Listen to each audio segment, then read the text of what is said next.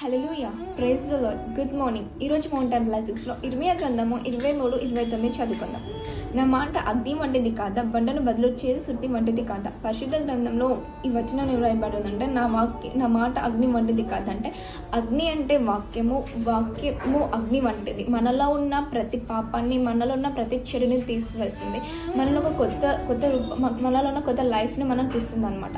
Example ఎలా అంటే, కుమ్మాడి మంటను తీసుకొని పాత్రను ఎలా చేస్తుంటాడో పర్ఫెక్ట్ పాత్రలు చెందబడి దాంట్లో ఉన్న చెడును తీసేసి ఒక మంచి డిజైనింగ్గా కలర్ఫుల్గా ఎలా మారుస్తాడో, దేవుడు కూడా మనలో ఉన్న ప్రతి చెడుని వాక్యస్వరంగా తీసివేసి ఒక మంచి డిజైనింగ్గా మంచి కలర్ఫుల్ లైఫ్గా మనల్ని మార్చుతుంటాడు.